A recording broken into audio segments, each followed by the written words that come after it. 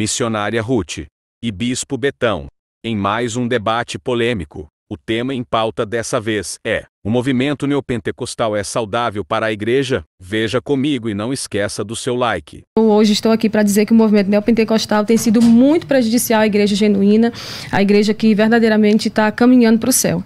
E o pior de tudo é que a maioria do povo que está nesse meio, inserido nesse meio neopentecostal, quando eles vão postar algumas coisas que eles fazem, eles dizem: sou pentecostal até o tutano. Então, assim, por isso, e com várias referências também que a gente trouxe hoje, são fruto também de um estudo que eu fiz acerca desse movimento, até porque eu já estive presente nele durante um tempo, não congregando, mas assim, levando, né, uma palavra, ministrando, enfim. Por isso, pelo que eu vi, pelo que eu consegui levantar, hoje eu digo que ele é prejudicial à igreja. Éfeso, Esmirna, Pérgamo, Tiatira, Sardes, Filadélfia e Laodiceia. Qual que é prejudicial, qual que é saudável? Em todas elas existiam situações saudáveis e situações prejudiciais. Missionária, o que você acha que é prejudicial, então, pontualmente? Então, a parte saudável eu ainda não encontrei, mas o que eu encontro nesse meio: pessoas desigrejadas, desviadas e novos crentes que, quando vêm para essas igrejas, por causa do movimento ali que acontece, quando eles são convertidos verdadeiramente, eles vão buscar uma igreja saudável para congregar. O que eu pontuo aqui hoje? Falsas profecias, escândalos demais, não tem foco na pregação bíblica, né, da exposição bíblica, não tem. A ética deles é escandalosa, o foco é totalmente voltado para a maldição hereditária, a teologia da prosperidade é pregada e defendida nessas igrejas como se alguém que fosse pobre não tivesse a bênção de Deus, Deus não tivesse com ele. A hermenêutica é totalmente alegórica, o vocabulário que esse povo usa é um vocabulário chulo, a negação do que é mal, como se fosse Seixonoye, é só o que a gente vê, e tantas outras coisas. Por exemplo, quem sai dessas igrejas taxado de rebelde, a André Surak, eu via sinceridade naquela mulher quando ela congregava ali na IURD, enfim, eu não estou aqui para entrar em detalhes sobre ninguém em específico, mas eu via sinceridade nela, até o ponto em que ela foi ferida porque ela não tinha mais o que dar.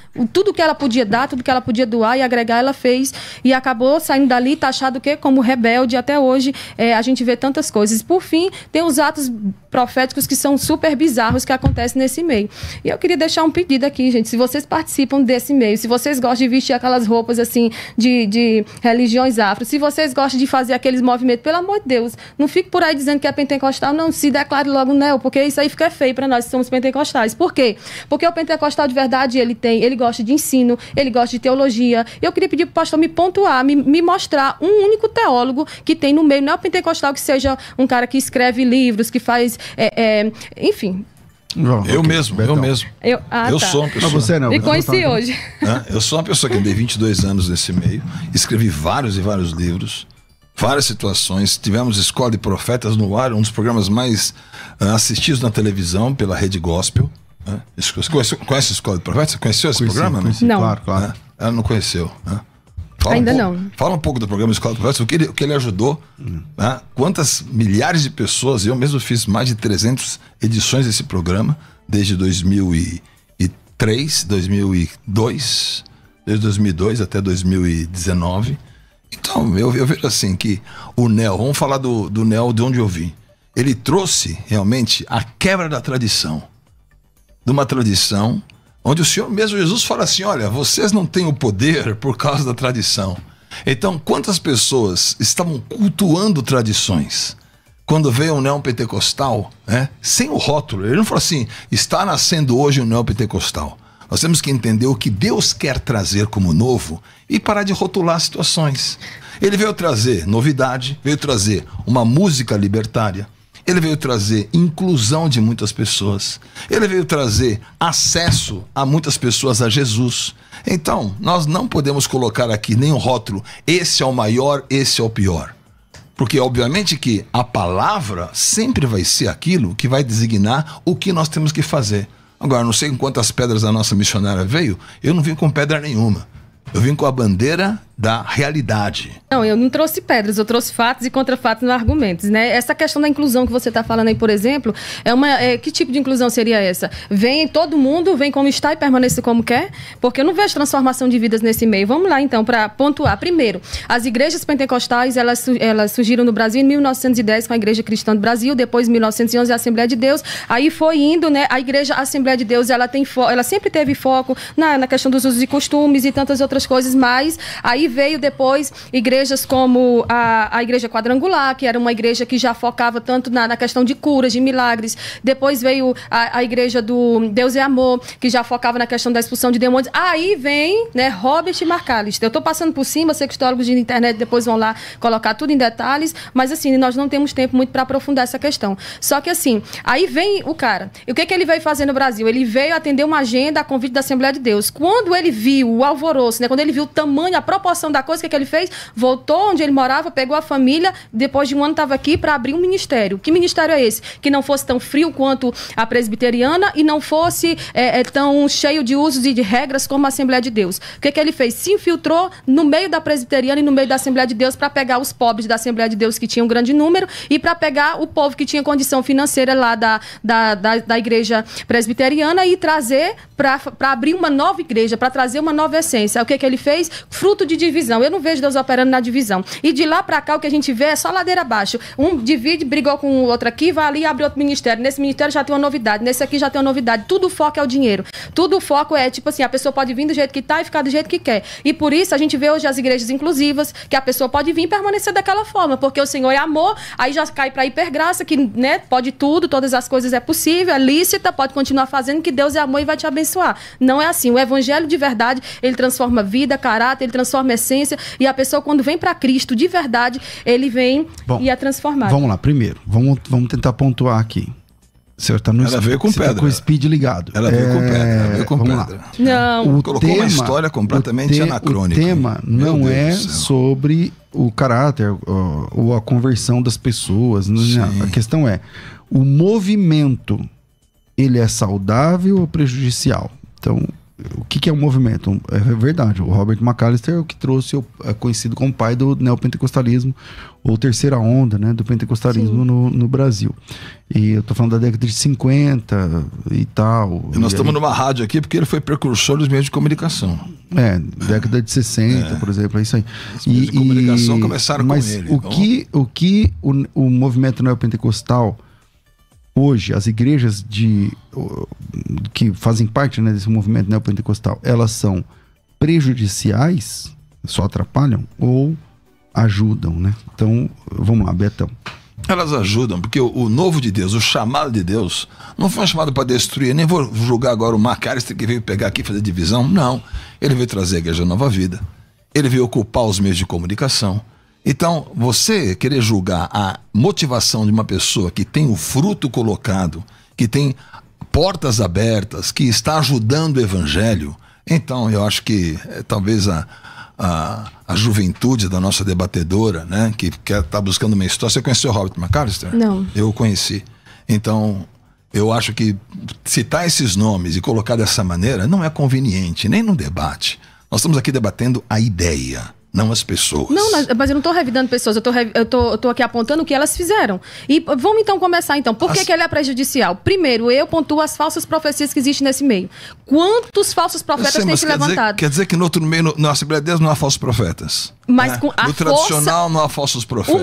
O marco do neopentecostalismo, querida, é um dos grandes... Nós temos que esvaziar esses rótulos e estabelecer o que nós temos aqui. Vamos falar do que é saudável e do que não é saudável. Não, então você não colocar situações, ficar só criando espuma. Você vai criar muita espuma e não vai lavar nada, né?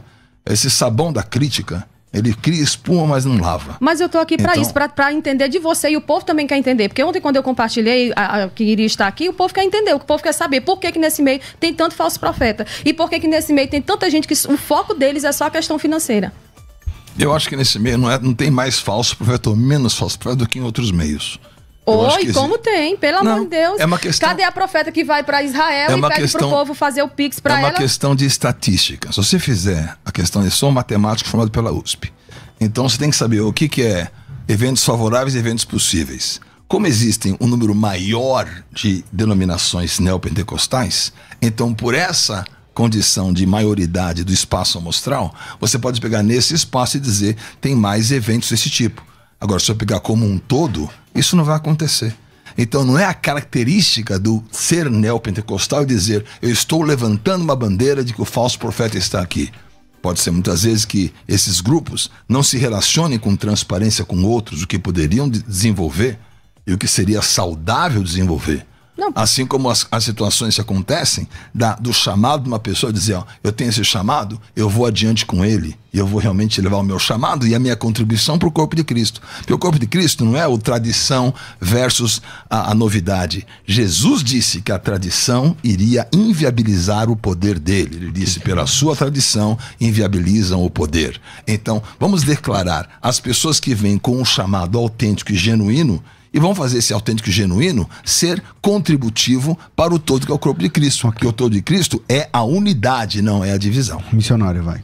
Então, você está conversando, você não está finalizando nada, mas vamos lá. Aí, em Deuteronômio capítulo 3, vamos falar sobre a questão um pouquinho dos falsos profetas. A partir do versículo 1, ali vai dizer que a profecia tem que ser ortodoxa de acordo com a Bíblia. Deus não veio para fazer ninguém Jesus não morreu por mim, por você, por todo mundo, para que a gente fosse rico. Jesus morreu por nós só para termos salvação, nome escrito no livro da vida, direito de morar no céu. Então, assim, esse povo não prega arrependimento. E os falsos profetas fazem o quê? Eu já estive, por exemplo, fazendo participação em igrejas, cantando ou ministrando. Quando eu termino de ministrar, só porque eu não chamei o povo pra frente, fiz toda uma movimentação, o que acontece? Não, agora vamos aqui, porque agora, aí chega o pastor da igreja, Nel, e ele é declarado Nel, ele vem e chama todo mundo, porque agora o santo chegou, e ele desce de cima do púlpito desdenhando. Ah, Deus, eu nem queria que o senhor falasse, isso é um deboche, isso é uma palhaçada, e eu oro para que Deus tire esse povo de cima do altar. Não tem, se você olhar, bispo, não tem o que agregar. Esse movimento, eu tô falando não tô falando dos pentecostais ou daqueles que estão ali ainda em cima do muro sem saber se definir. Eu tô falando dos que são declarados neopentecostais. É um povo que só quer trazer para eles e quer pregar um falso evangelho que não converte ninguém, não muda a vida de ninguém, e o povo fica na mesmice. E a maioria, quando se decepciona, faz o quê? Mete o pé e diz assim, toda igreja é igual, fica rotulando. Eu quero pedir para você que está em casa, vá visitar uma igreja saudável em nome de Jesus, porque senão, se for ficar nesse negócio, nesse lenga-lenga, a gente precisa trazer fatos. Eu trouxe um deles, que é as falsas profecias que acontecem nesse meio. Jesus, qual o interesse que Deus tem em revelar a placa do carro de alguém, o CPF de alguém, o nome completo, o nome de não sei quem, porque eu sei, na cidade que eu moro, que tem um pastor Nel, que ele tem um aplicativo baixado no celular, pra quê? Pra pegar a placa do carro do povo que vai na igreja, pra sair profetizando. Cadê o fulano de tal? Tá aqui hoje. Gente, isso... Mas, veja bem, espírito de engano, essa coisa que você está falando, o que está na Bíblia, contrário à prática do Senhor, não é exclusivo da igreja A, B ou C. Eu vim dizer aqui que a contribuição, seja do Nel, seja do outro, do que vier, a contribuição positiva e verdadeira tem que ser utilizada para o corpo de Cristo, porque um corpo dividido nunca vai ser saudável para ninguém. Jesus vai chegar ao final e vai dizer, não vos conheço, porque o que eu acredito na unidade do corpo de Cristo, na unidade da igreja, na base da unidade, da mesa do Senhor, na ceia do Senhor, na glorificação do corpo de Cristo. Agora, vou pegar várias práticas e vou dizer, isso tudo aqui é ruim porque está nesse meio? Não, isso não é verdade. Você vai pegar as práticas que existem e denunciá-las uma por uma. Então vamos lá. Pedro não denunciou justamente a retenção de Ananias e Safira, em plenos Atos 5 e Novo Testamento? Ele denunciou e disse, olha, você reteve e acabou morrendo. Nunca mais isso aconteceu. Por quê? A autoridade de Pedro está sem ser replicada? Eu não vou julgar isso. Agora, o que o Senhor colocou na palavra, nós vamos seguir. O que não está na palavra e alguém está seguindo, não cabe você dizer, você não é saudável e você está nisso. Cabe você encontrar o caminho e produzir o fruto verdadeiro. Porque em todo grupo e agrupamento que você se dirigir, você vai ter o bom, vai ter o ruim. A Bíblia fala que o homem bom, ele pega do seu tesouro coisas boas e más, e ele vai separando e discernindo. Então, não adianta você dizer assim, sai disso e vai para aquilo, porque Babilônia são todos que estão em divisão. Uma coisa agora, aqueles que estão querendo buscar aquilo que é unidade, aquilo que é a santidade, esses vão buscar em qualquer lugar que esteja. Então, não vale a pena essa metralhadora contra um grupo. Não é esse grupo, não é essa situação. Vamos lá. É nós levantar as pessoas. Não, nós estamos aqui para denunciar situações negativas e saber o que é saudável. Sim. Vamos trazer aquilo que é saudável. Traga para mim uma coisa saudável nesse meio, que até agora você não me disse. A minha própria conversão é saudável, a restauração de milhares de pessoas é saudável, pessoas que saíram das drogas é saudável, a ocupação da mídia é saudável, pessoas que estão no ministério é saudável, expansão é saudável, a palavra de Deus é saudável, pregação do evangelho é saudável. Não, mas eu não estou falando disso. disso. Eu tô falando do que acontece lá, porque lá não tem pregação genuína. A pregação lá... Você está sendo juiz, minha querida. Não, eu não tô sendo juiz, eu tô trazendo fatos. Eu assisti vários programas antes de vir pra cá, desses pastores neopentecostais. Todos eles acham um jeito de achar na Bíblia um texto que tá falando sobre dinheiro, sendo que o texto em si não tá se referindo a nada disso. Uma outra coisa... Se isso não é com você não pega e não entrega. O marco dos profetas... Isso. Não, mas eu tô trazendo esclarecimento ao povo. A gente tá aqui num debate pra isso. Eu penso que o debate serve pra trazer esclarecimento a quem tá em casa. Então, assim, escute.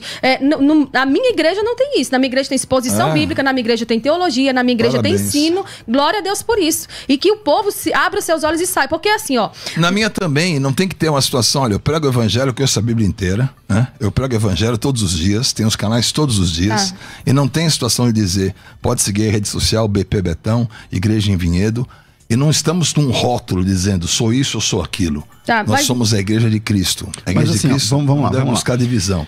Vamos buscar aquilo que é positivo. Eu entendi o que a missionária está falando. Vamos buscar aquilo que é positivo. Eu entendi o que a missionária está falando. No movimento neopentecostal, aconteceram, por exemplo, as novidades, as novas heresias que existem hoje. Então, por exemplo, Dente de Ouro começou nesse meio.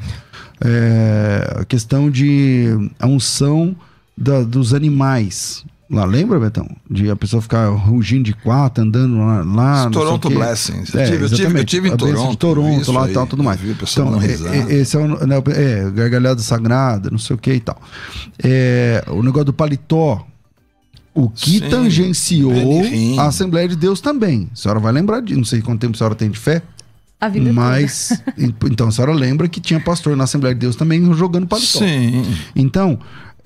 eu acho que a questão não é o nome da denominação, né, mas o comportamento extra ou antibíblico. Mas assim, porque tem coisa extra bíblica também na Assembleia de Deus. Porque essa prática ela não é exclusiva do neopentecostal. Você tem por exemplo, vamos discernir as coisas, vamos discernir o que é bom. Eu estou aqui para dizer o que é bom. Eu disse o que é bom, ela disse que não tem nada bom. Então não adianta a gente ficar discutindo sobre rótulo.